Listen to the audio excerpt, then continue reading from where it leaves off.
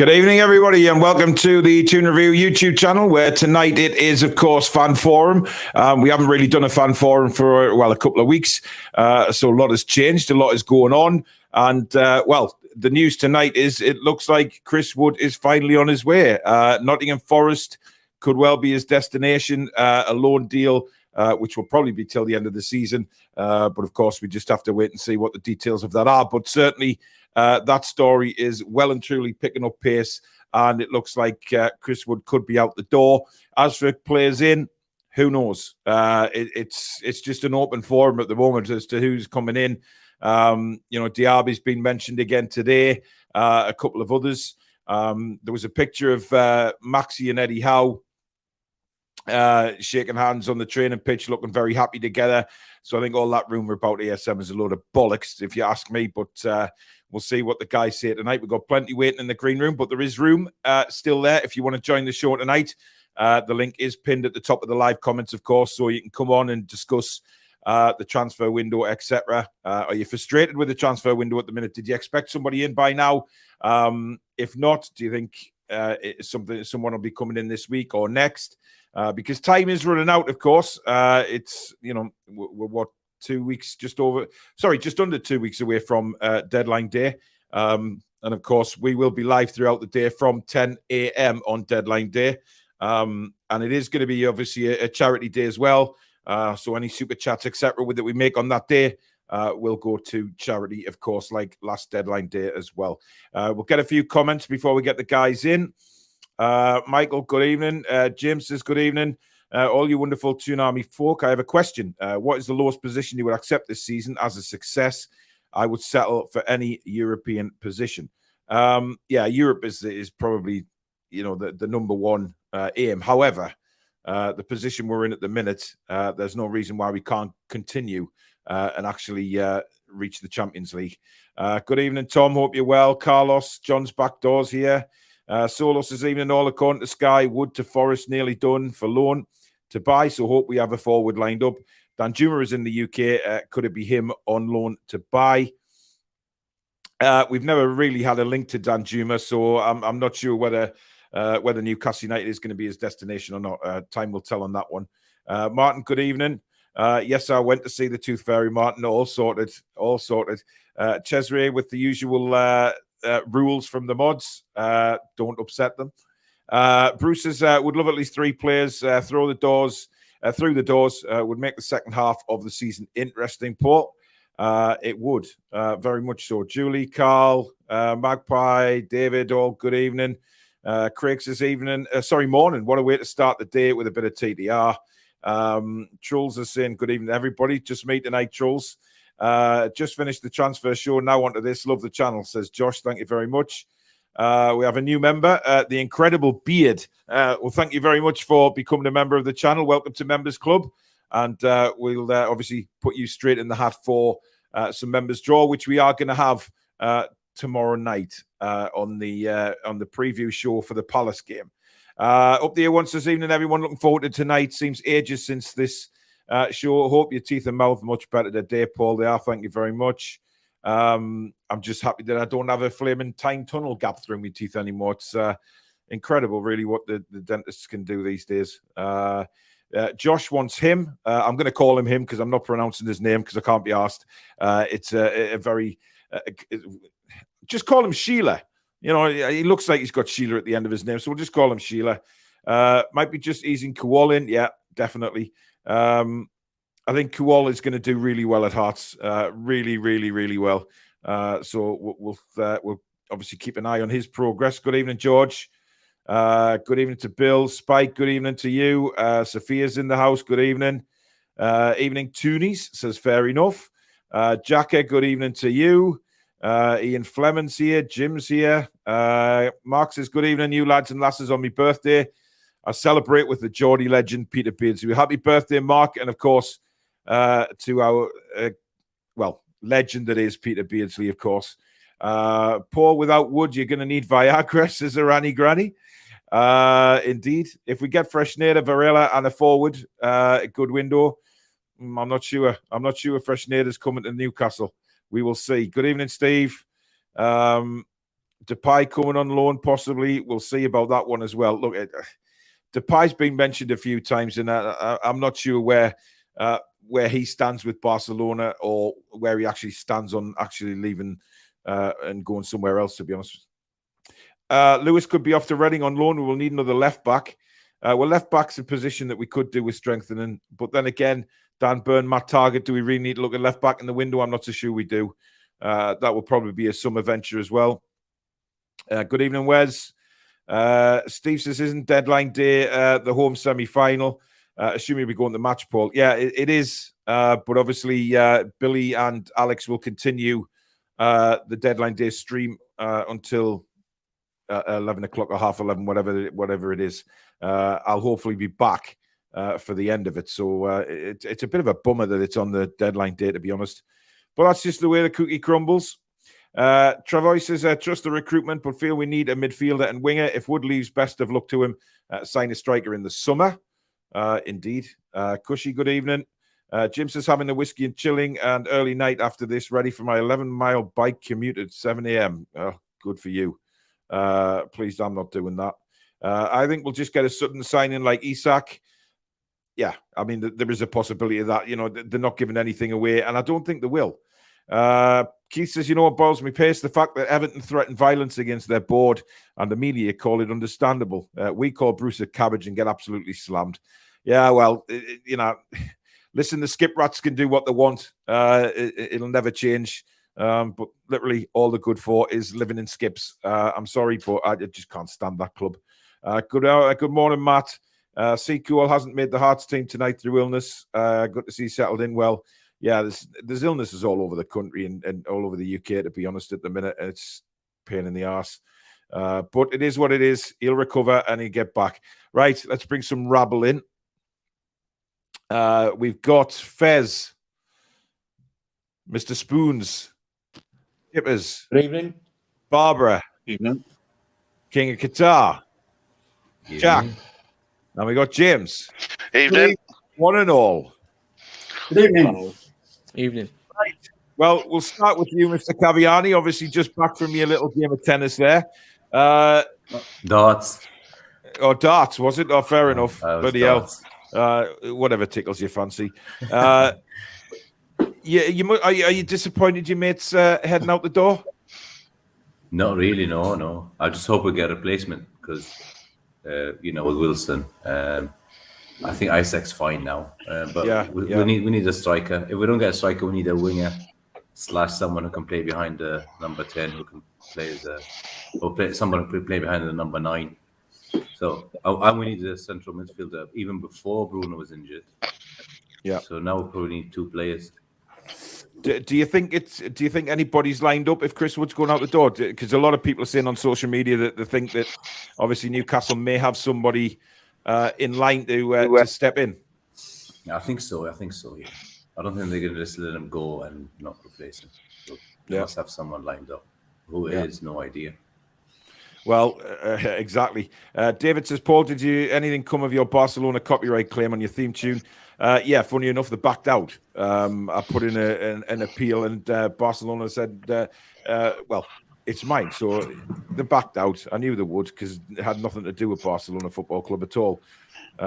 Spanish bastards. Anyway, Jack, how are you feeling about Chris Wood? Are you one of the few that might be disappointed he's leaving, or are you happy to see the back of him? Happy to see the back of him, really. Yeah. I think after that Sheffield Wednesday miss, he was 100% going. He just, even some people in the fan base who didn't like him anyway, that was it for me. That was the end of it. And I think Forest would actually be a good move for him, if I'm being honest. I was speaking to a Forest fan today, and he was like, no, not a chance. I don't want Chris Wood, he's crap. They said they've got Lingard, they've got Johnson, they've got Gibbs White. But I personally think it'll be a good move for Chris Wood. But I mean, he's going even further down the pecking order. You got a world class striker in front of you, Wilson as well. You're not going to get back up to that starting 11 quality, and the only chance he's got going and getting on the pitch is either Isak and Wilson are both on the pitch, or both of them get injured, which is unlikely that both of them will get injured at the same time. But that's the only way he'll get on the pitch. So for me, it would be a good move for Chris Wood, and I think Forest would be a good move for him, or a mid-table team, but not Newcastle anymore. Interesting. Well, good evening to Annie, who might be in a good mood tonight, given that Bristol City finally won a football match. We'll come to you shortly, Annie. Mr. Spoons, how are you doing? Yeah, I'm all right. Just done my first indoor cricket practice of the season. Wow. And I think I've sprained or pulled every muscle in my body. So all right, not too bad. But start talking about cricket, I'll fall asleep. So let's just move on from that. Yeah. What did you think of the Fulham game? Because it was, first of all, though, Ian, what did you think of the atmosphere? Because I thought it was a bit weird on Sunday. Well, I've got not an apology because I didn't argue with anyone as such, but I've had a change of heart since watching the match back in full on my device thing. Yeah. So I was in level 7 because I messed up the tickets. So I ended up having to go up there. But I had a good view of the match, and I actually thought it was one of the worst performances that we'd had at the time. And I just think it was because me and Tommy were just like, how are we missing all these chances? But when I watched it back, it wasn't anywhere near as bad as I thought it was. And yeah, like I was slating Tripp, saying worst performance in the shirt. I don't think he was great or anything. And I even like Botman missed pieces here and there, and I wasn't slating, but I was a bit disappointed. But when I watched it back, I actually thought, I think the lack of atmosphere was weird at the start. It was the it was the announcer. I don't know. Like he got all the music muddled up, didn't he? Because he order, cutting tunes off halfway through. Yeah. I mean, he played Local Hero, and then he played Hey Jude after Local Hero. I mean, Local Hero's the tune that's played up until kickoff, and then that gets the crowd going. I just thought it was up and down, and it didn't really get going until Mitrovic's penalty. But have you ever seen anything like that on a football pitch before?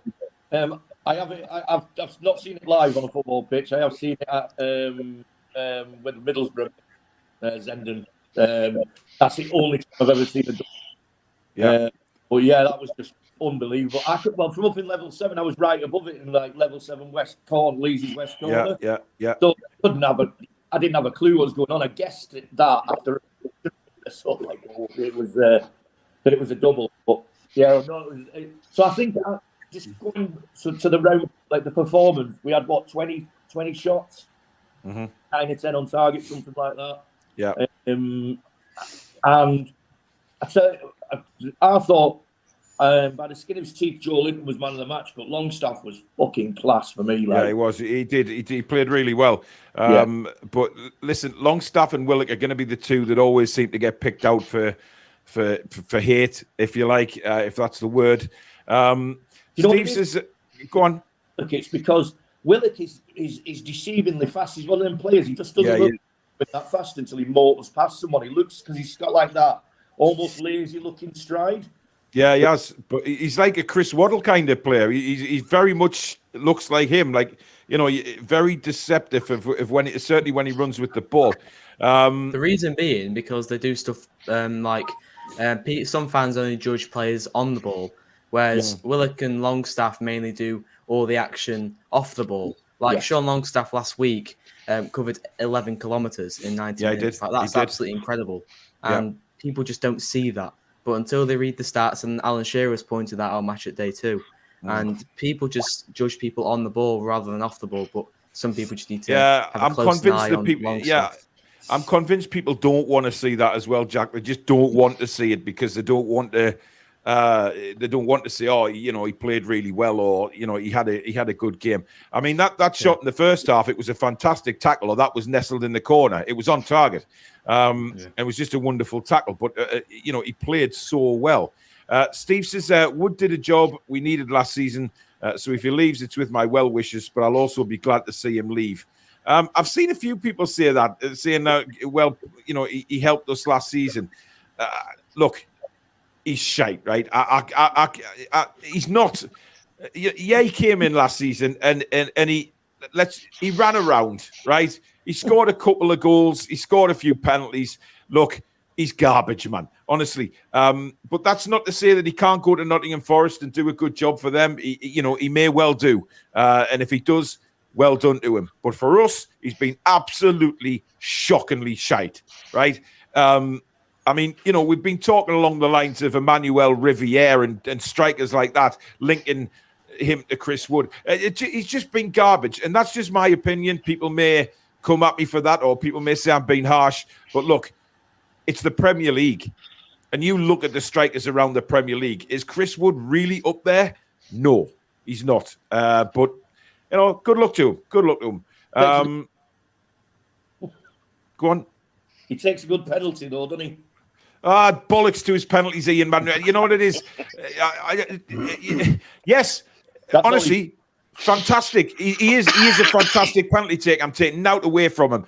He absolutely nails the penalties. But apart from that, you know what he is? He should become a kicker in the NFL, right? Because they just come on when they get a kick and he can sit in his arse the rest of the game. You know, if we could do that when we get a penalty, let's just bring Chris Wood on for the penalty and take him back off, I'd have him all season. I'd sign him up to a 10-year contract and say, right, when we get a penalty, stick that useless lump of lard on the pitch and he'll score a penalty for you. But as for running around and creating chances and, you know, hitting the bloody target, I mean, I don't know how he can do it from a penalty, but he can't do it in real play. It's just ridiculous. But, you know, Nottingham Forest, if you need me to drive him down to your ground, I'll do it personally. I'm sure there's a lot of Newcastle fans feel the same. But there you go. Chippers, good evening. Hello. And a happy new year to you. I haven't spoken to you since Christmas. What do you think of Chris Wood departing? Thank God. I mean, you know, it's like I'm sorry, but he scored 4 goals in a year. 4 goals, and as a striker, you judged on your goal contributions, and people can say, "Oh, we've got further up the field when since he's going, we've done this and that." But the fact is, he still only scored 4 goals in that year. It's not enough for somebody who we paid £25 million for. But, you know, it's. I mean, if you look at Isaac, he scored 3 goals in 4 games. You know, it's just different, and you just look at him when he's playing. He's what's the saying, towing a cart horse or something. He just looks like he's pulling a cart horse every time he plays. And no, Chippers, he is the cart horse, mate. He's not pulling one. He is the cart horse. He is the cart horse as well. It's trying to run with them great big hooves on his feet, on his legs. You know what I mean? Just no shite. Vincent says, "Are you just happy, Chippers?" Yeah, because that says to me that we've got the green light to sign somebody to replace him, and we all know he's going to be better than Chris Wood, put it that way. Yeah, absolutely. Vincent says, why we link with these Chelsea rejects? No thanks. I think Shelby is done, and I'd love Edson Alvarez to join. Young, strong, technical, with a lot of determination. Diaby, Freshneda, and Alvarez, says Vincent. I'd take Ziyech. Loftus-Cheek, no. Gallagher, no. But Ziyech, I think he's... Well, I'm sorry, but I'd take Ziyech, I'd take Ziyech and Gallagher, any day of the week. You've got to think, right? Are they better than what we have at the moment? Some of the players, yes. Will they strengthen the squad? Yes. Yeah. So you know, it's one of them things. Simon says the stadium announcer was awful. Didn't do anything to get the crowd going. No, he didn't. Barbara, good evening. Are we all working tonight? I hope so. Can you hear me? Yes. Very loud and clear, actually. Are you disappointed? Yesterday, waiting for the show. I thought it was on Tuesday night. I was sitting here all ready to go on. It wasn't on, Barbara. It's tonight. I know I'm here again. Well, I know that. I'm talking to you.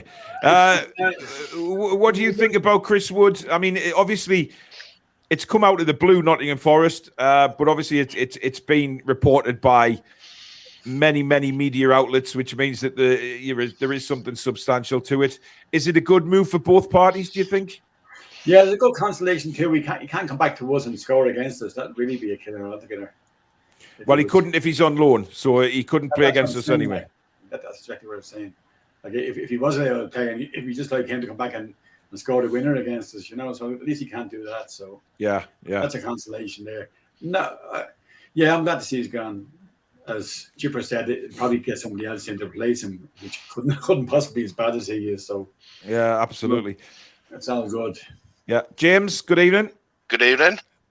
Who do you think might be the replacement for Chris Wood? You got anybody in mind yourself?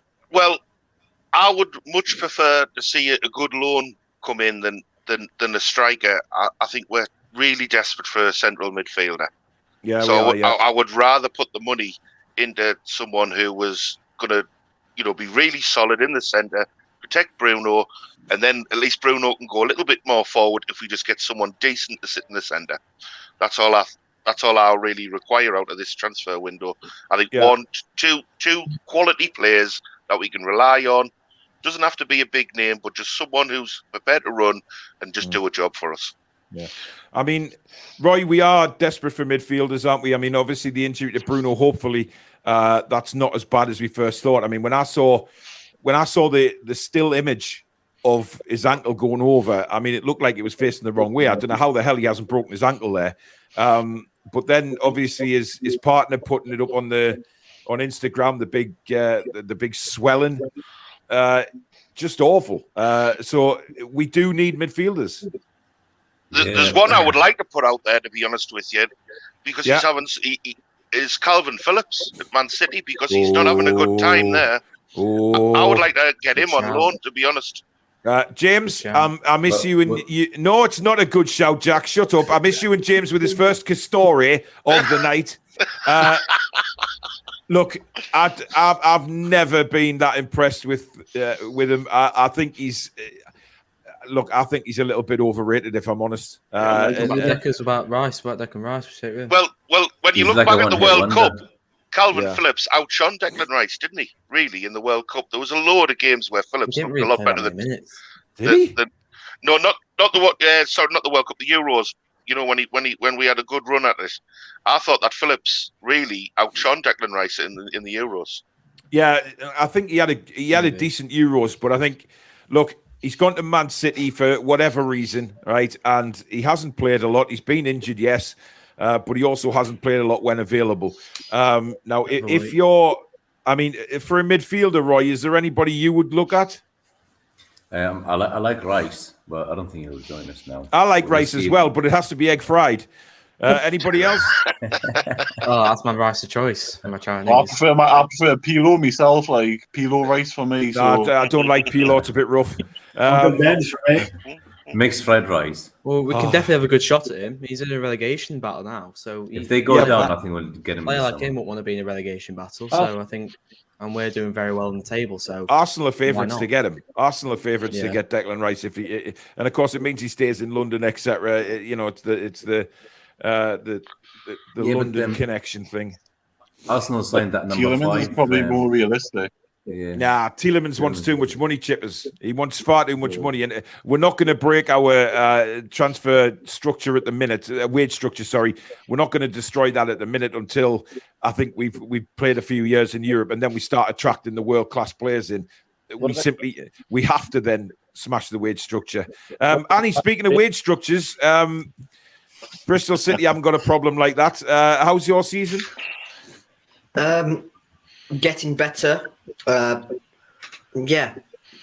Hopefully stay clear of relegation. Not bad. Right, we've had some comments come in tonight with a lot of people saying, Annie, are you okay? And for the 2 years you've been asked this question since you started appearing on the channel, you have never answered it. So would you like to answer everybody? Annie, are you okay? I am okay. I am. There you go. Perfectly fine. So Annie's. I'm pleased you've got rid of your bum fluff as well, Annie. I mean, you're very cleanly shaved now. I thought potatoes were going to start growing out of the chin, but never mind. How are you looking at Newcastle at the minute? Your second team, of course. Annie, don't shake your head because I know you're fond of Newcastle. No, you're not. You follow all the Newcastle channels, and you can't fool anybody. He's on the Newcastle channel. Well, he's on one now. Did he get a Newcastle tour? Yes, he did. Yeah. Well, I must have cheap. Yeah. Anyway, what do you think looking in as a non-Newcastle fan? I mean, are you surprised at where we are? I'm incredibly jealous, to be honest, because this time last season I thought you'd be joining us, and now you're in the top 4. Yeah, very jealous, but it's great to see Eddie Howe doing well. And what I didn't expect is this incredibly good defensive record, which Eddie has put in place, as well as the attacking options, attacking and style. Well, you mentioned that, Annie, but weren't you one of the people that when Eddie Howe was appointed, you sat on this very fan forum and said that you didn't think Eddie Howe would be able to sort our defence out because he's more of an attacking manager? Well, that's because you didn't have Kieran Trippier then. Well, no, he likes it. Well, no, because when he left Bournemouth, he went. Yeah, once he left Bournemouth, he went all around everywhere, studying different managers, and he even went to Diego Simeone. He's a very defensive manager. He travelled the world like a hobo. And he still praised Steve Bruce as well. Remember that as well. He praised. Well, to be fair to him, last time Annie was on, he did slate Steve Bruce and said he was wrong. So hats off to Annie for that. Is your man still doing well management wise, or are you still wanting him out? Honestly, I am the most fickle fan you'll ever meet, and now all of a sudden I'm like, yeah, and I'll just piss it in, give him time. Honestly, can't judge him till next season, so might as well give him till the end of the year, because there's no point sacking him now. But yeah, on Eddie Howe, I did say that. I did say he would not be able to sort your defence out. And only this year has your defence actually looked incredibly solid. Last year, whenever I watched you guys, I was a bit like, yeah. Apart not from the last half, not the second half of the season. We were pretty rock solid. Yeah, well, you had Kieran Trippier, Dan Burn, and Matt Targett. I did when I said he wouldn't be able to sort the defense out. You didn't have those three players. Well, no, we had bloody Jamal Lascelles, Fabian Schär, Emil Kraft, and whoa! Kraft is a good player. Do not slate Krafu at all. Last season's Kraft. Krafu was shy as well. And you mentioned Fabian Schär. What the hell's the matter with you? I'm just saying that Fabian Schär didn't have Dan Burn or... No, because he was playing alongside Lascelles, and that was proved again at Sheffield Wednesday when Botman was alongside Lascelles. Lascelles makes everybody look poor because they're trying to cover his arse everywhere. Interesting. Mal the Grinch says, watching Man United Stand Fan Channel for an update on the... Why are you watching that? Pre-match stated who was manager of the season. Probably. He says Arteta or Ten Hag, they're so arrogant. Well, let them be. They won't acknowledge Newcastle. They never will. We are the up and coming Phoenix from the Flames, and they don't want to admit we're going to be there. They're just scared of us, basically. They're frightened. Yeah, they're frightened. Yeah. Solo says, question: with all the Maxi exit talk, which fans are split on? Would you include him in a swap deal for Diaby? Yes. Who's spreading this rumour exit talk by the chance? Who's spreading this? Because I've not heard about this. Well, no, there is multiple sources reporting Diaby chippers. To be honest, I put it on the channel this morning. The ESM thing. Maxi talk, yeah. Look, it's a load of bollocks. To be honest, it really is. There's always going to be places that just start rumours for subscribers, and we know that. But if I was to if Newcastle were offered a swap deal involving Diaby plus money, I'd take the hands off. That's no disrespect to Maxi. I just think Diaby is a better player. I mean, Barbara, what do you reckon? I agree. He's a big lad, and he'd bow through the players. I think he's a very strong forward, and I love him. Really would. Yeah, Ian, what do you reckon? Switch your mic back on, Ian. Sorry, mate. I've wanted Diaby since he was first rumoured. I think everyone else is class. Yeah. But I don't read too much into it anymore with Diaby because it's been so many times rumoured. We obviously want him, but we need to pay the money for him. Yeah, absolutely. James, what do you reckon? I think he's out of touch for January. I just think he's out of our reach. But I'd love him. I'd have him in a heartbeat. I'd swap Maxi and maybe 50 million. That's how much I like him. But I just don't think that he'll come in January to us. Yeah, 88 million is a lot of money, and especially in January. But I mean, listen, we've got to be prepared to pay the money for these big stars if we're going to build a squad. I mean, Jack, if we're to go for somebody like DRB, take ASM out the equation, because I don't think that's going to happen. I think Eddie wants to build a big squad. 88 million. I mean, it's gone up 40 odd million since last summer. So, they are hiking up the price, but is he worth it? And would you, if you were in Dan Ashworth's shoes, would you go for him for that money? I said in my video today, no, he's a bit overpriced there. Yeah. I said, no way. 23 years old. He's not that experienced. He's still got so many more years to come, and he's playing in the Bundesliga. Don't get me wrong, he's a brilliant winger, and he's absolutely world class.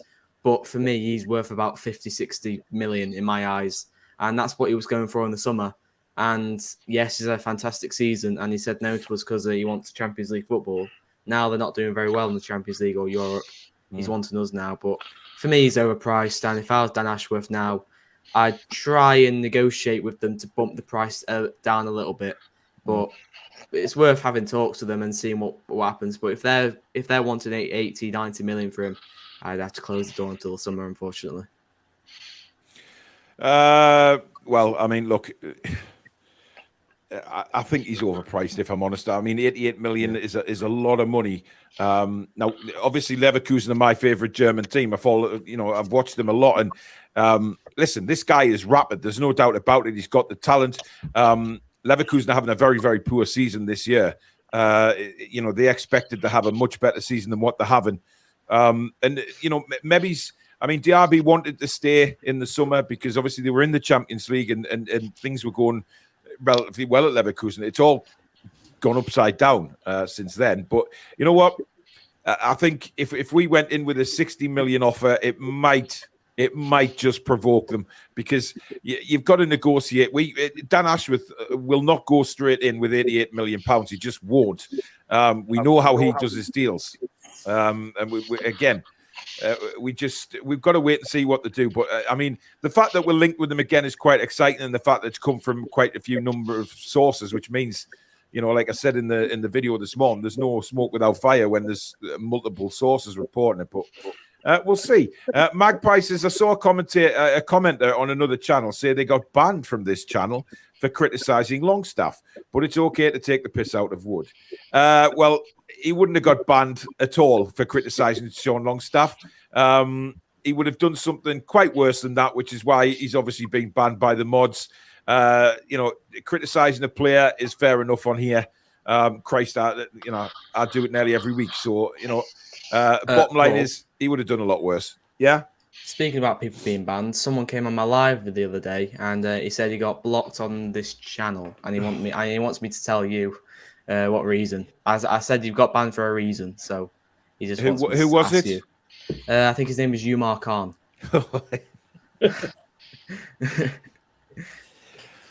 Yeah. The mods removed him, and it's staying that way. Let's put it that way. It's because he's a knob. Well, that's why. There was quite a lot. He said quite a lot in the comments. I think at one time, and the mods just told him to, made him leave through the back door. Okay. Mitch says, I'd love to hear the conversation between Paul and Chris Wood on the drive down to Nottingham. I'd speak very graciously to him, because I knew, I'd be nice to him because I knew he'd be leaving the club. If we were driving the other way, then I'm sorry, but I'd be throwing him out the car while it's at 70 miles an hour. But look, I'm quite happy to take him down there without a shadow of a doubt. Take him to a football pitch and teach him lessons about football. Absolutely. Joey Jojo Jr. Shadaboo or Shabadoo. Thank you for your $2.99 Australian dollars. How far away is John Joe Shelby? He probably lives about 14 miles from me. Look, seriously, I think he's got a long way to go. I think he's got something like 6 weeks still, at least. 6 to 8 weeks. I'm not sure we'll see John Joe again this season, to be honest. I just cannot, especially if we bring some more players in midfield this summer. I just, nah. Funny how some folk are saying Wood is crap now, but when we bought him, he was a good buy. Who, Bill, said he was a good buy? Who? Because I didn't. Not a chance in hell. I did not think he'd do anything for us, and he is poo.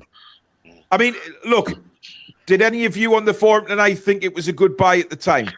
No, worst bit of business. Worst bit of business we've done. Yeah. Well, just because of Wigan, Burnley, it made them a bit weaker. So for us to stay up, Barbara, I'm not having that shite either. You know, I'm not. And look, it was a panic buy at best. Yeah.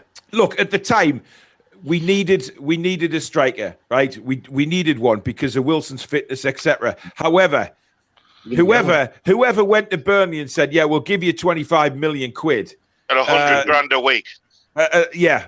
Absolutely insanity. It really is, because he is not worth 100 grand a week. That's what gets me is the wages, £100,000. I can't see what anyone thought that guy was worth that. It's not his fault that he's so rubbish. It's our fault for paying the money and giving him the wages in a panic buy at the end of the day. So I don't agree with everyone jumping on his back and calling him crap and all that. Even though he is useless, I think it's our job now as a club just to say, well, that's our panic buy done. That's our little boo-boo done in the transfer. Let's get him out and make some more, more calmer decisions about who we bring into the club. James, he's shit. I know he's crap, but at the end of the day, it's our fault. We paid the money, didn't we? Well, we went out and got him and said, "Oh, we're going to flash a load of, 100 grand in front of him." I think it was because he had the release clause. It was a very, very simple. It was a simple buy. We just said, we went to Burnley, said, right, he's got a £25 million release clause in his contract.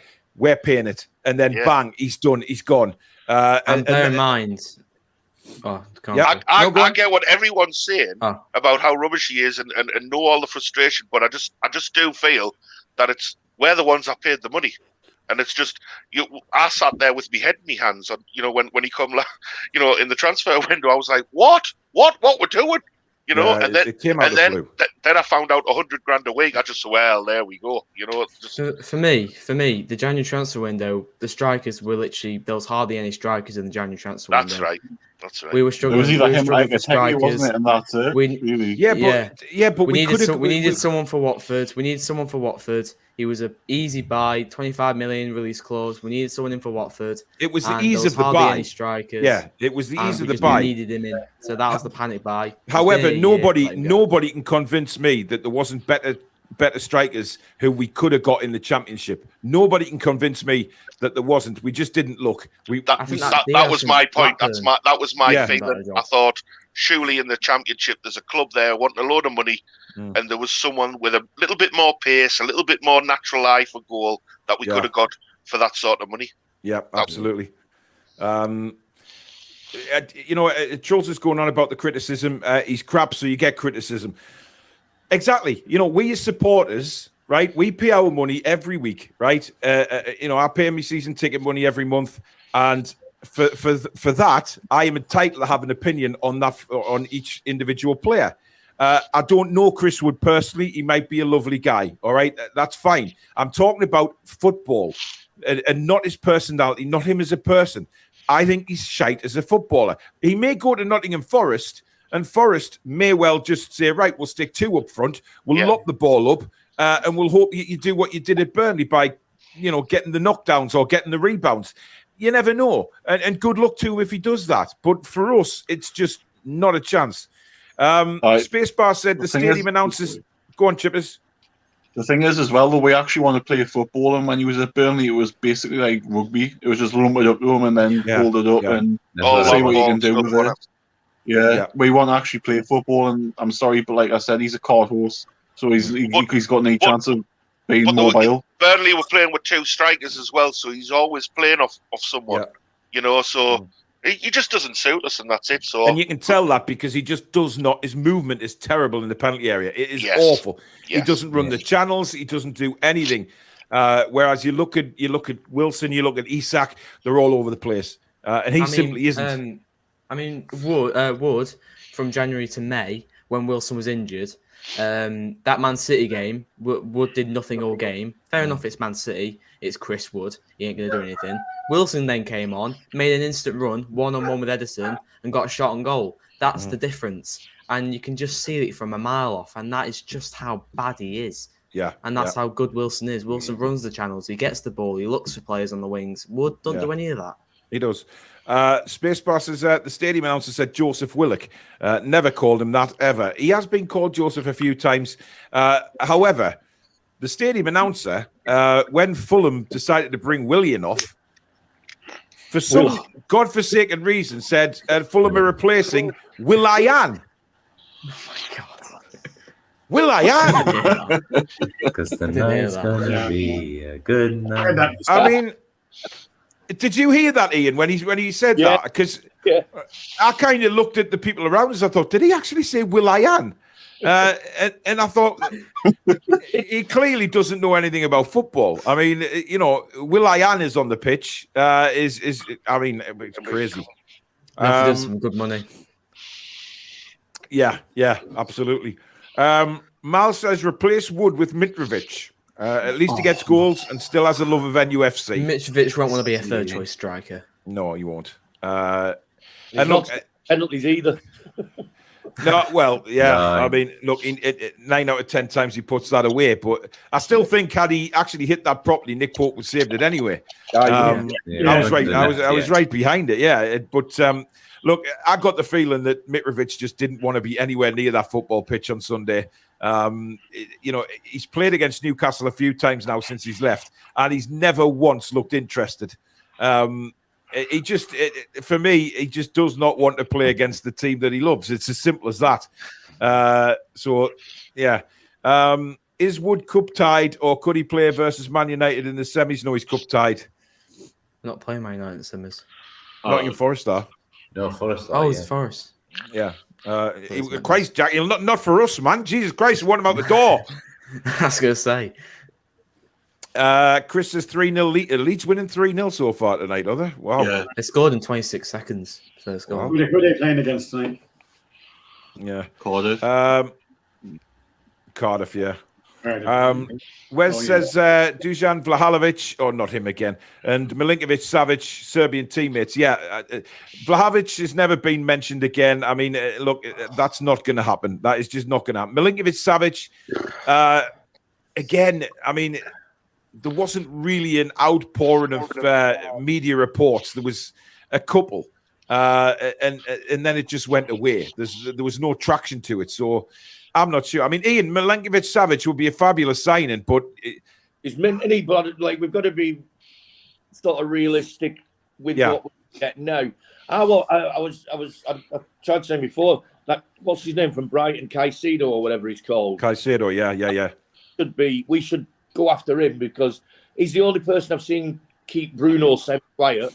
Yeah, you know, and he's big, strong, fast, and he's what we need. And then we can look at someone who can play like a Maddison, who can play attacking midfield out wide or whatever. You know what I mean? But the first protocol for me is get a defensive midfielder in because we've got literally no backup now, have we? You know, 1-0. I mean, look, 1-0 Man United. Yeah, Bruno Fernandes as well. What was it? A pen? Was it? No, it was no. He just got the ball. No marking him. He just slotted it bottom right. That's because the offside.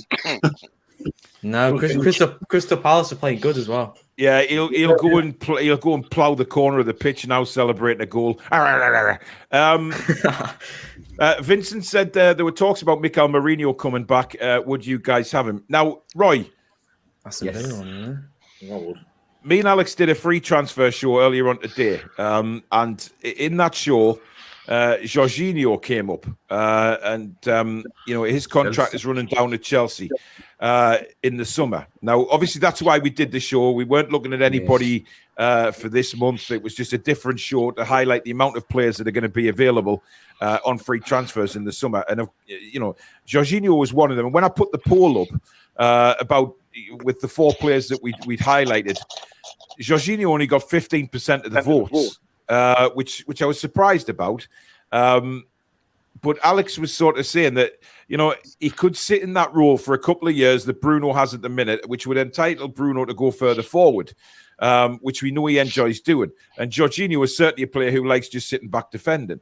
So people talk about Mikel Merino. Yes, listen, I think I know he was homesick when he was here the first time. He was quite young.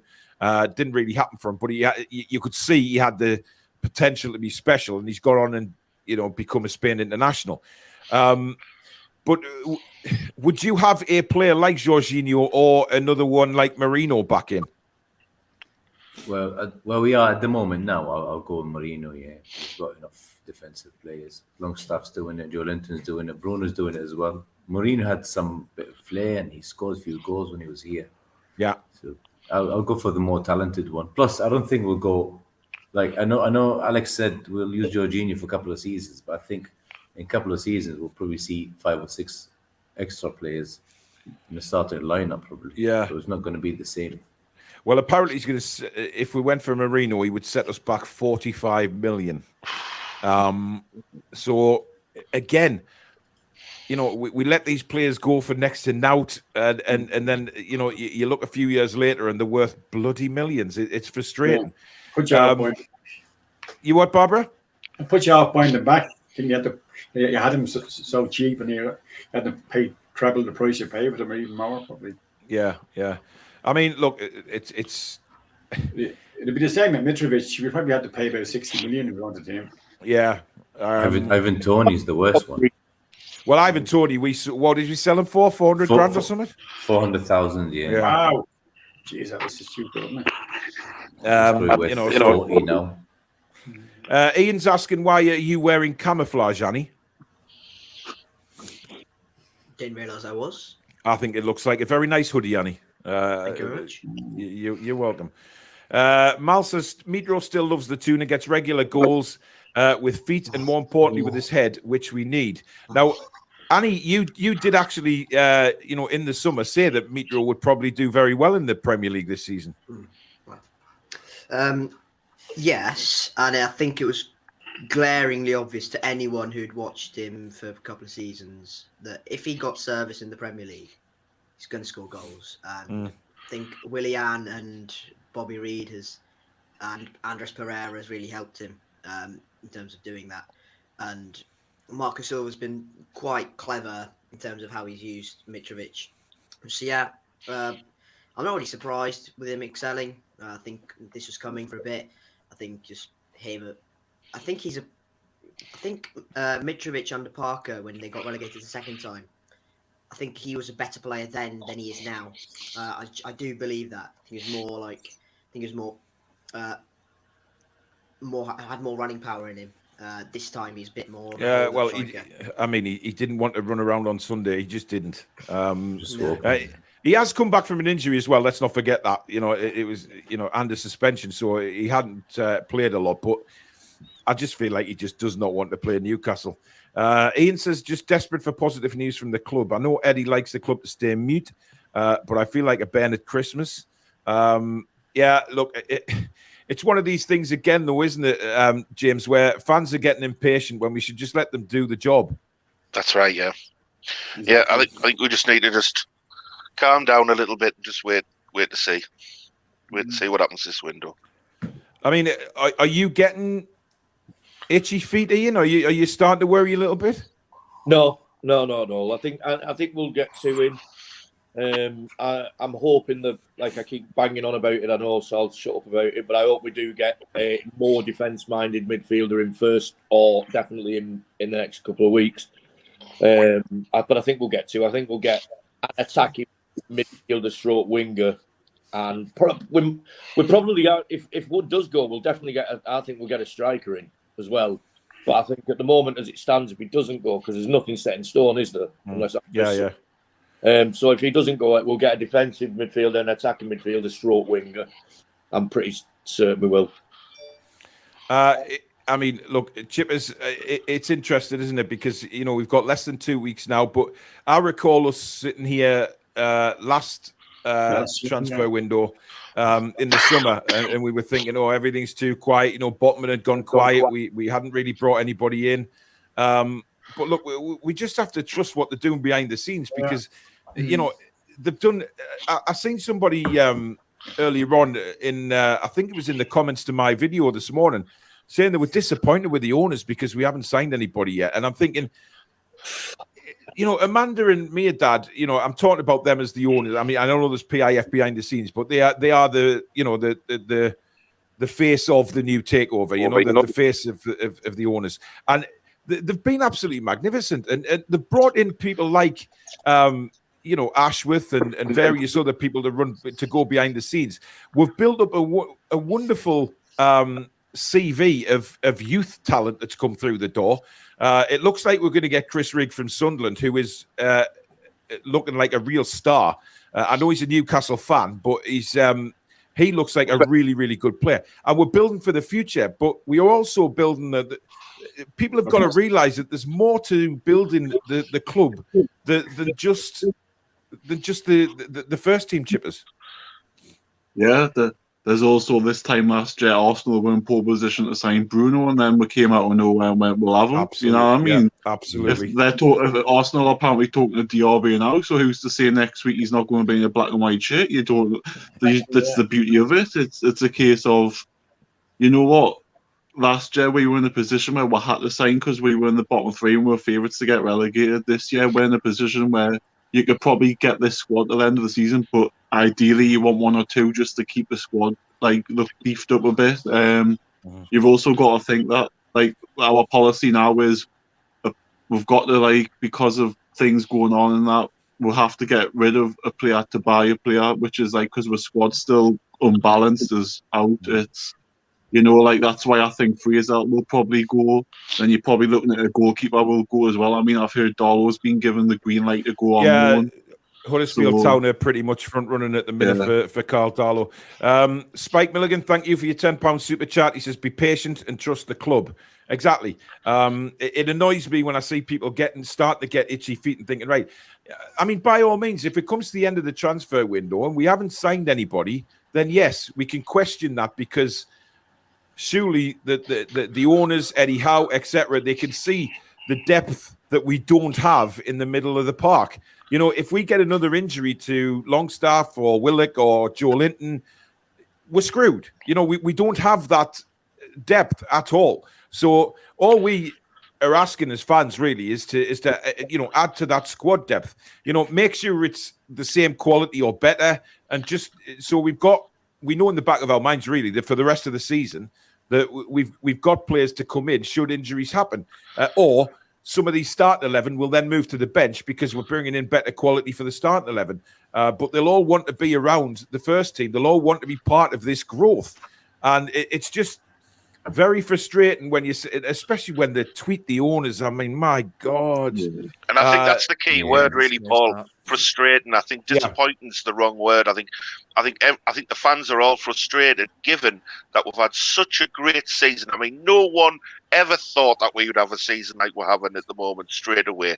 Yeah, and I think that the way that the Premier League's gone, I think I'm frustrated, but I'm hoping that they've got a couple of things up the sleeves and they just want to get the business done right, you know, in this last final 2 weeks, get them over the line, just a couple of players, you know, just to get us there, really. And I think it's frustration and worry, really, because I think we've got a real good crack at Champions League.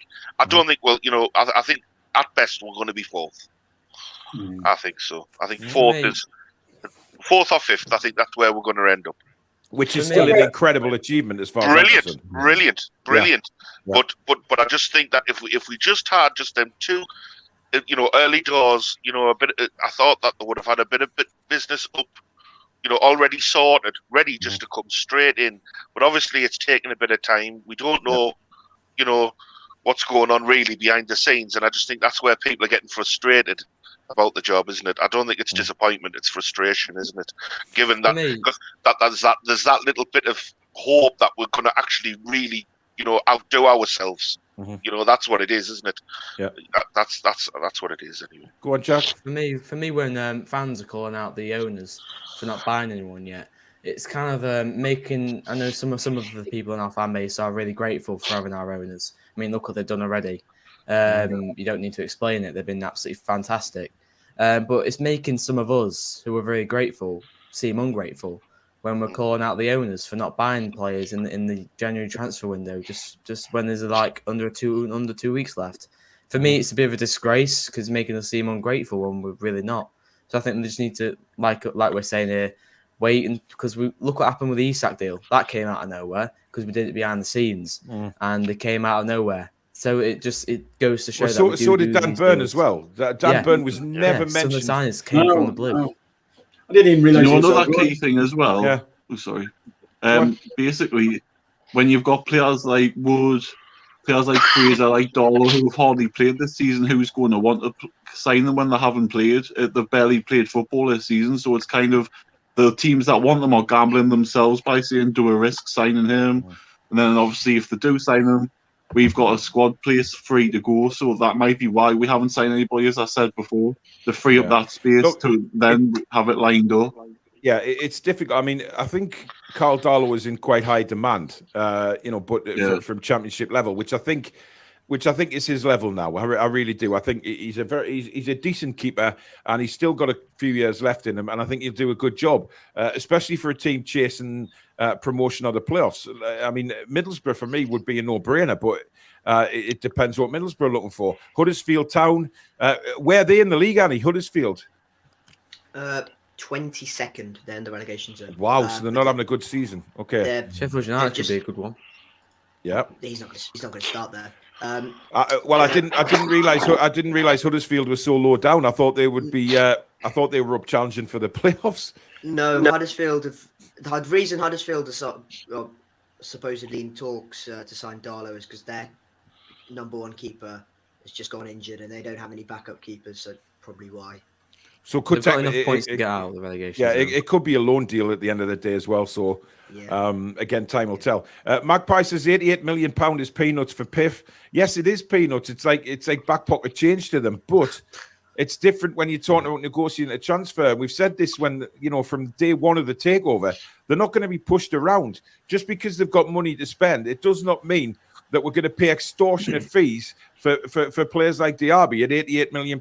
I think they've got the fingers burnt with Chris Wood. I generally do, even though that was a clause in his contract. It was a panic buy, if you like. But I think they've had the fingers burnt a little bit.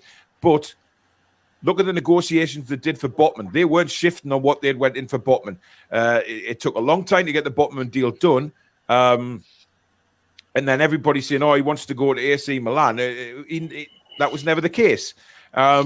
So let's just see, because they're not going to be pushed around. They've already proved that they're fantastic negotiators, and then they will not be pushed around by anybody, right? Yeah, exactly. I mean, what would you get Botman for? 38 million, and there was and then out of nowhere we got Bruno, so that was 40. So I think that Wood was the only one, and that was a panic one because I'm 100% sure if Wilson wasn't injured, we wouldn't have bought Wood. 100%. Yeah. Leaving Wood aside, every other signing has been, in my eyes, really cheap.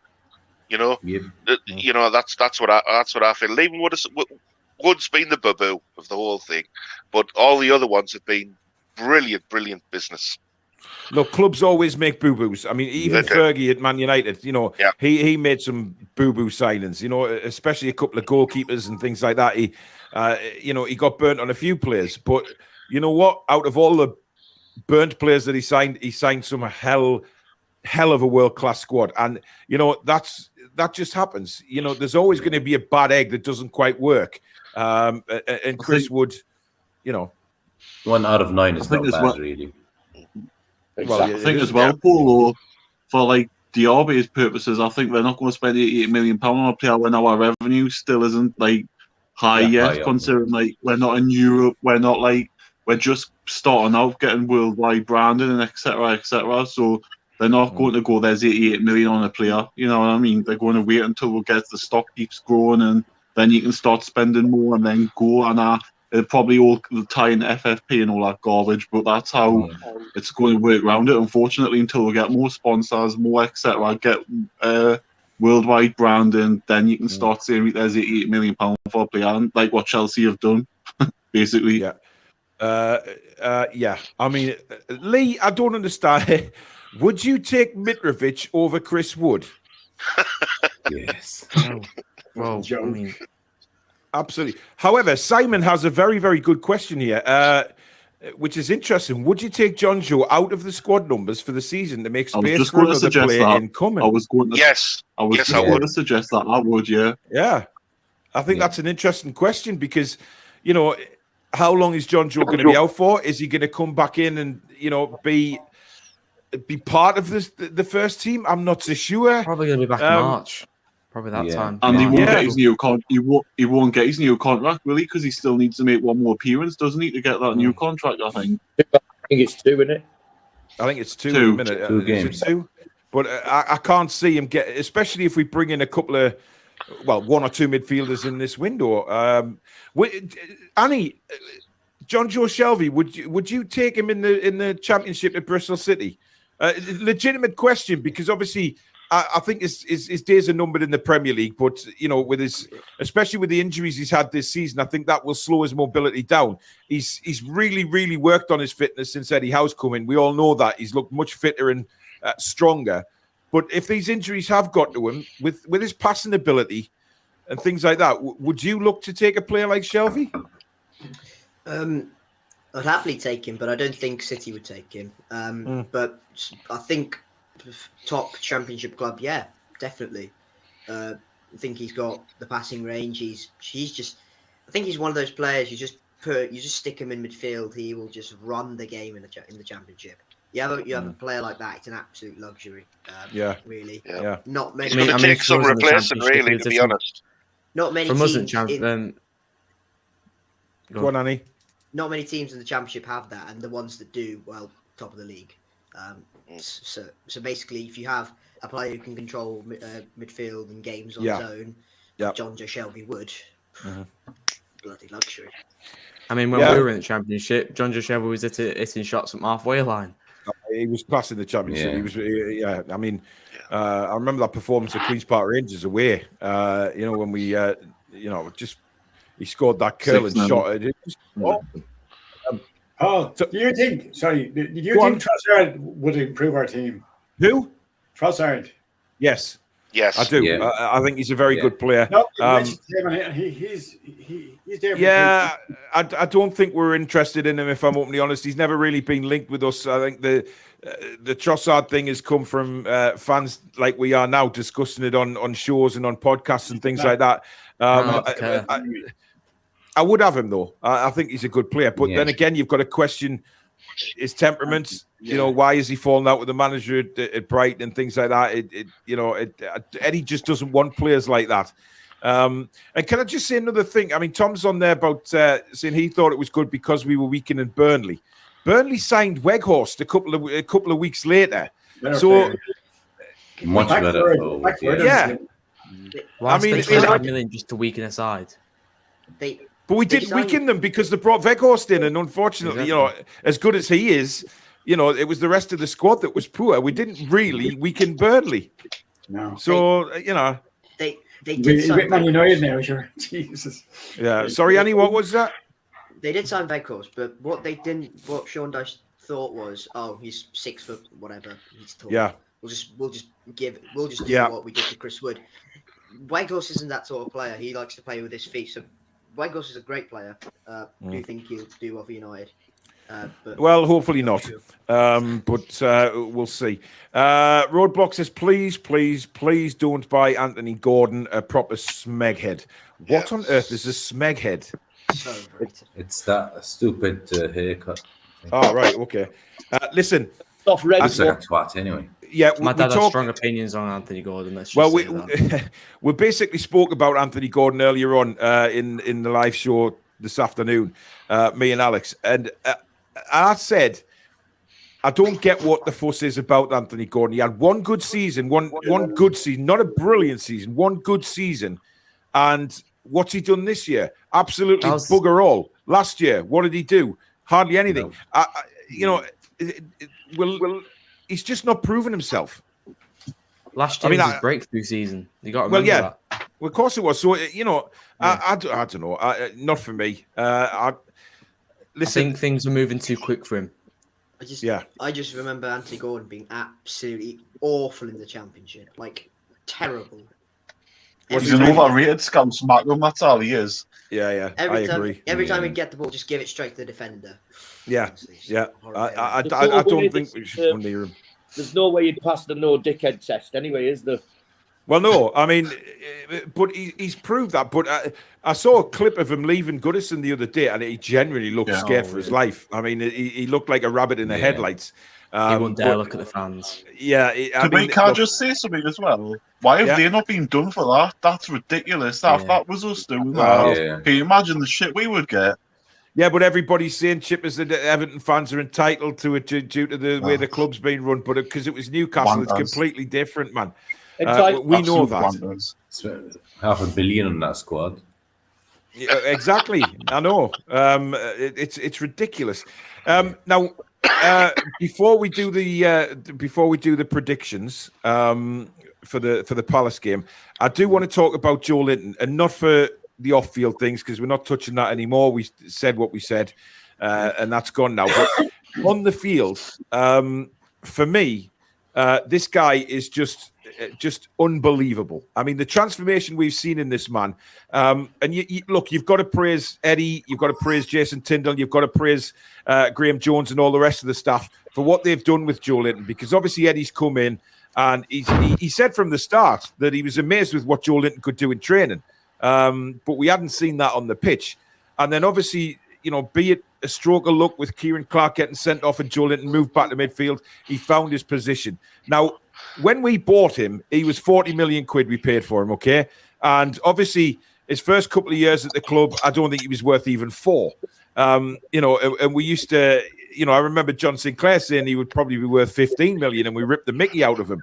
We called him head of the chicken at one stage. Yeah, but now, I'll ask you all individually, starting with you, Ian, what do you think Joe Linton's worth?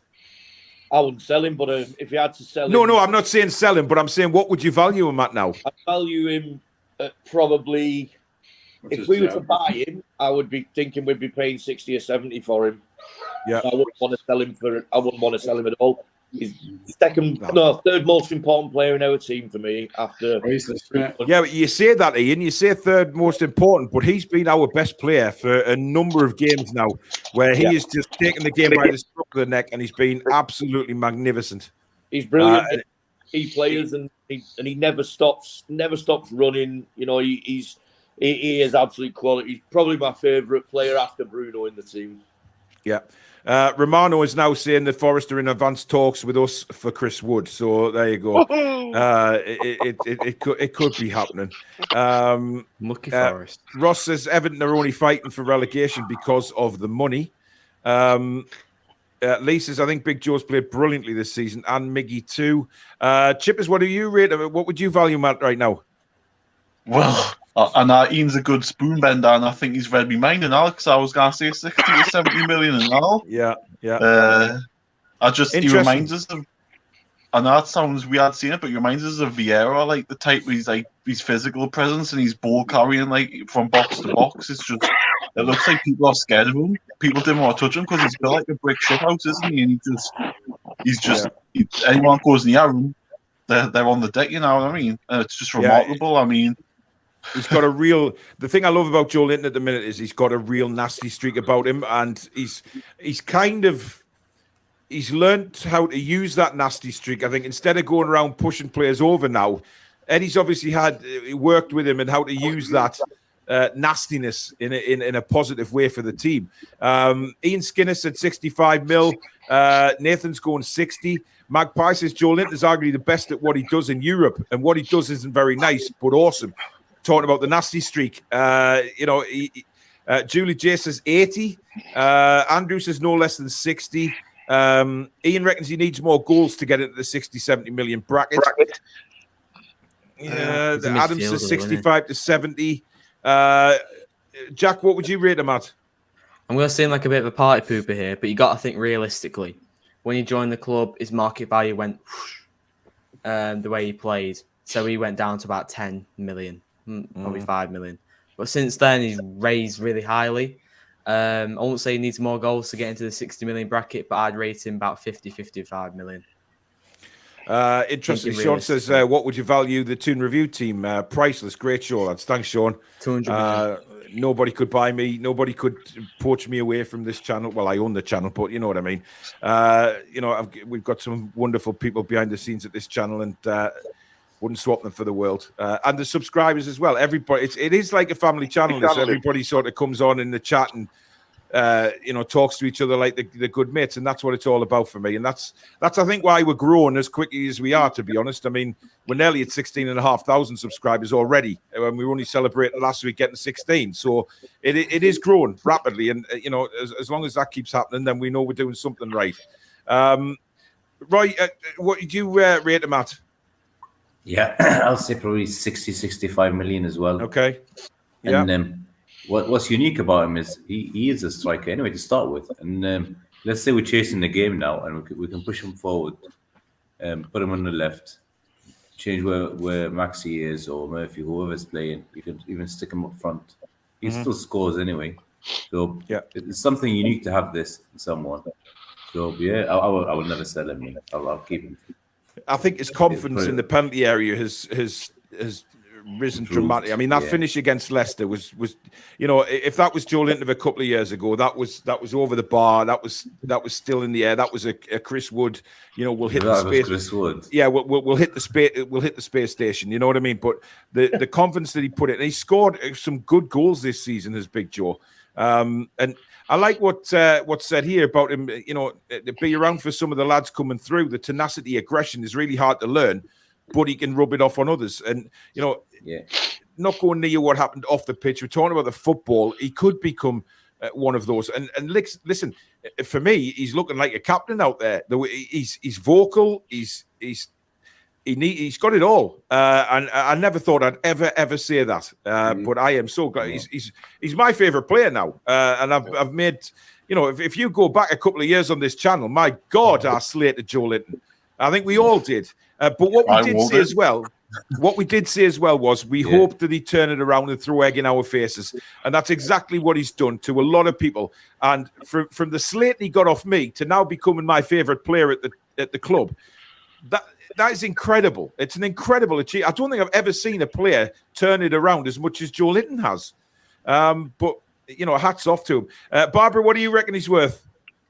I'd say he's up there with the Abbey. He's around that sort of money that the Abbey's worth, I think, Yeah. But no, he's a great player. If it wasn't for him and Bruno, to take them two players over at midfield, and we haven't got a team, we just wouldn't go anywhere. I don't think they're the two most important players we have, I think. Yeah. Irani Granny says you're all criminally underrating him. 80 million easy. He's a ball-winning midfielder who can defend, attack, score goals, and change games. I mean, you know what? You got to think realistically, though. Realistically, not just this season. Yeah, but the words used there, you'd never, ever in a million years think that you'd be saying those words about Joelinton. Ball-winning midfielder who can defend, attack, score goals, and change games. I mean, look, Stanley says £90 million. So, without Joelinton in that midfield against Fulham, we would have been absolutely screwed with Bruno going off. I don't really know what we would have done without Joelinton in the midfield wise. Even against Arsenal as well. All the work he did covering for Byrne on the left. Amazing. Yeah. Saka was just gone the whole game. Yep, absolutely. Jim says TTR Paul is okay, but where's Billy? Billy's having a night off, Jim. But thank you for your compliment. Twat. Ask yourself this. Who is more valuable, Isak or Joelinton? Then remember that Isak cost 60 million. Well, I think Isak's going to be a star for us. I mean, I don't care what anybody says. We haven't seen anything of Isak yet, really. Three goals in 4 games, and he's been injured. So, come on. James, what do you reckon for Joelinton? Solid 60 million. Integral part of the team. He's played himself into 3 positions now. You can put him anywhere. So, not for sale for me. But you'd be gutted if someone come in and paid 60 million and off he went. I don't think Newcastle would even listen to offers from him. I just don't think they would. Not now. I'd be devastated if they sold him for 60 million. And how much did they pay for Casemiro? Which they paid it. Well, they paid 30 million for Casemiro, Man United. I mean, that was ridiculous considering they've blown all their money. So they paid 20 million on it. It's up to them. Yeah, he was 30 million. Yeah, that was a bargain. Annie, from someone looking in, what do you reckon, Joe Linton? I think you have to consider what another club would pay for him, and I personally don't think it'd be anything above 55 million. Look, he is worth 70, 80 to Newcastle because he is. Well, he's invaluable, Annie, to Newcastle at the minute. He's completely invaluable. I wouldn't even put a price on how much he means to us. Yeah, he is so integral to how you play. He he retains that midfield balance so well. Absolutely. And I think, as you said, he's priceless in Newcastle, but to another club, probably nothing more than 55. Sorry to say. No, you guys would probably say more, but no, it's fine. Just interesting to get people's views on how much he would be now. Ian Skinner says, "So Paul, if Adidas came to you and offered you £10 million for the Toon review, what would you do?" I'd tell them to pay off. Right, we're about to do the. Silence from the team. Let's move on. Casemiro might have been. Was Casemiro not 60 million, or was he 30? I thought he was up there around 60 or 70 million. Was it 60? I don't know. 60, who cares? It's Man United. I don't care. His wages are big, though. Yeah, his wages will be huge as well. Right, before we do the predictions, guys, if you can just take a moment just to hit that like button for us if you are enjoying tonight's show. It really does mean a lot to the channel, obviously in searches and things like that, and it makes us more discoverable. That's a big word for me on a Wednesday night. And if you're new to the channel and like what you see, please, like so many people have done lately, please do hit the subscribe button. Free to do so. And also the bell, which will let you know when we go live, we upload, or we basically schedule a show in. Thank you for everyone that's donated tonight so far. You can if you hit the $sign at the bottom of the live comments. And you can get your Toon Review merchandise right here. So let's get down to business. I've been waiting, think I wanna make that move now. Baby, tell me if you like it. Tell me if you like it now. I've been waiting, think I wanna make that move now. Baby, tell me how you like it. Let's get down to business. There you go, the toonreview.co.uk is your place to go for the merchandise, and thank you to everybody that's put in orders recently. We've had an influx of orders coming in, so thank you very much. Right, before we finish tonight's show, we will obviously have the predictions from the forum guys about Saturday night's 5:30 p.m. kickoff at Sellers Park against Crystal Palace. I'll start calling them Palace, as in Will.I.am and stuff like that. Let's just go with that. Barbara, we'll start with you. Give me a prediction. I'll say we win 2-0. Right. Who's going to score? Joe Litton and Isaac, if he plays. Yep, I could quite see that happening. Barbara, thank you very much for coming on. We'll see you next time. Great to be back, yeah. Take care. I just want to compliment Jack for his channel. I'm really impressed. Yeah, he's doing well. He's doing well. Thank you. He's basically my understudy. He's coming on strong. He's doing really well. Good teacher. Well done, Jack. You know, he's doing well. 5-0, Annie. Who to? Bamford scored twice. I couldn't give a shit. Thanks, Barbara. We'll see you next time. Okay, bye. Good night. Right, James. 3-1 to the Toon. Yes. And I think Wilson owes us a bit more of a performance, and I think he's ready for one now. And I think he'll get 2. And I think Joe Linton will score the 3rd. Nice one. Well, thanks for coming on, buddy, and you're welcome back next time. Thank you. Bye-bye Take now. care. Bye-bye. By the way, I think Man United paid £70 million. People have just checked, so it was 70 million. So Barbara was right; it was more towards a lot of money. A lot of money for that age player. But I think he's doing all right for them at the minute. To be fair, so there you go. Right, Annie, I know you love predicting Newcastle United scoreline, so hit me. Palace just can't score. They are woeful in front of goal. Probably Newcastle clean sheet. 2-0 probably. Maybe 1-0. But yeah, we'll win. Sorry, are you predicting us to win, Annie? I have predicted you to win before. Don't be surprised. Well, yeah. Indeed. 2-0. 2-0. Who's going to score? Isak and I need Bruno to score for my fantasy, so let's go with that. Well, Bruno will not be playing, mate. Oh, he's not playing. He's injured. Trippier. I need him. He's in my fantasy as well. Fair enough. He's on everybody's fantasy now. He is. Definitely. Oh, he's scoring me some right points. Got 8 points from him last week. Yeah, he's doing all right. Thanks for coming on, Annie. We'll see you next time, buddy. Yeah. Take care. See you. Great having Annie on. Chippers. I'm going to say a 1-0 win to secure our Premier League status for next season. Absolutely, yes. Get above that 40-point mark and we're safe for next season. So 1-0 and Mr. Isak's going to score it. Hey, that'll do me, man, as long as it's a comfortable 1-0. Funny enough, Julie J's gone the same way. Always tight against Palace, but a 1-0 with Isak scoring. So there you go. Obviously, people can have more of a say tomorrow night when we do the preview show, when we do our full rundown of predictions and scorers. Thanks for coming on, Chippers. You take care, buddy. On. Good night, all. See you Good night. Good night. Right, Ian. Let's have it. I want to say Botman, but I think I've said Botman every week. Well, so's Alex, to be fair. It's got to happen one day, really, hasn't it? It has to happen one day. Botman, and I think Callum, he's got to hit the back of the nets at some point soon. And he had a lot of chances last week. So yeah, I'll go with Botman and Callum Wilson. Super. Right, Ian, thanks for coming on, buddy, and we'll speak soon, brother. Take care. Good night. See you. Top man. Top man is Ian. Right, Jack. I'm also going to go 2-0. Looking at Crystal Palace's performance so far today, they've been dominating Manchester United.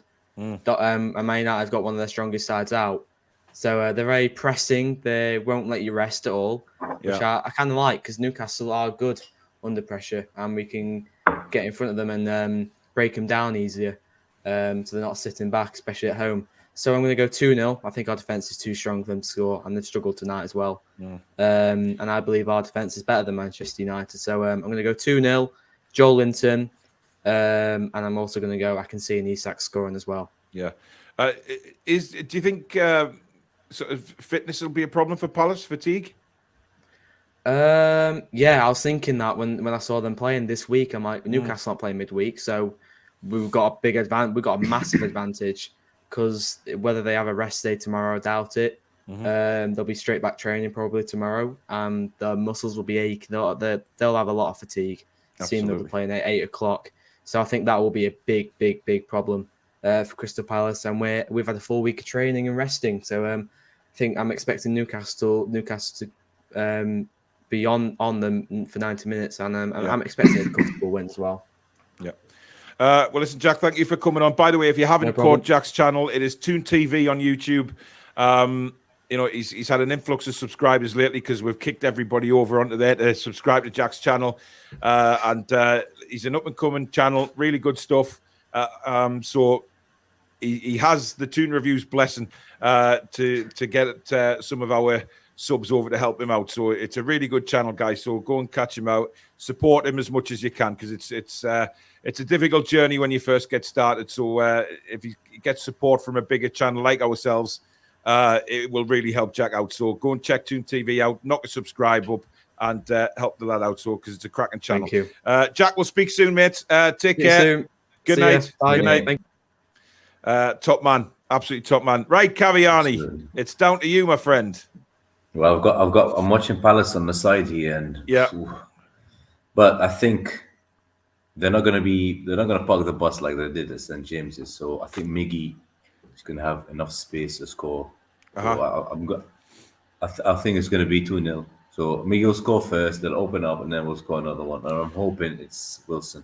Yeah, you're right what you say. They can't really close the door, park the bus at home. I mean, the crowd, they just won't have that at Selhurst Park. But it's always a tricky game, but I think we're in such good form. The morale is so high. I think as long as we go out there, maybe, weather a storm for 10 minutes. We know what the crowd are like at Selhurst Park. They get right up for it. We quieten them down 10, 15 minutes, and then we turn it on. So hopefully it will be like that. But you can join me for the watch-along. 5 o'clock on Saturday afternoon, half an hour's build up, and then from 5:30 full commentary. Watch it on the TV, knock the commentary off, listen to me commentating, and we'll all enjoy it. But Roy, thanks very much for coming on, buddy. Cheers, and we will see you on Friday night for TDR Friday. Why, all right, man. Take care. Cheers, good night. Good night. So there you go. That is the fan forum for tonight. Thank you, everybody that's joined us. Some real good conversation tonight. Malcolm says, what is Jack's channel called? It's Toon TV. Simple as that. Toon TV. But listen, thank you, everybody, for watching. Some really good debates tonight on the fan forum. It was really, really good conversation. And hopefully it will be that way moving forward. The fan forum will be back again next week, hopefully. It might have to be Wednesday again, because obviously...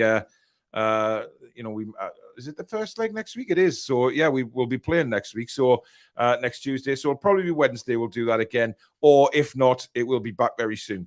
But thank you very much to everybody for coming on the forum tonight. Join us live. Thank you to everybody in the chat. You've been fantastic. Thank you to the super chatters and of course the mods behind the scenes. Thank you as usual to my fabulous mod squad. And we will see you tomorrow. We've got 2 shows tomorrow again. In the afternoon, we've got a transfer show with me and Alex that is going to be talking about some players that are linked. Now, God knows what will happen between now and tomorrow's transfer show. There could be anything. Keep an eye out for any recorded videos with the latest news. And, of course, tomorrow night at 8 o'clock with the preview of the Palace game. So plenty to look forward to on the Toon Review. TTR Friday on Friday. And, of course, the press conference reaction video. And then, of course, the live game on Saturday. So much to look forward to. We will see you tomorrow. In the meantime, enjoy the rest of the evening, guys. Good night.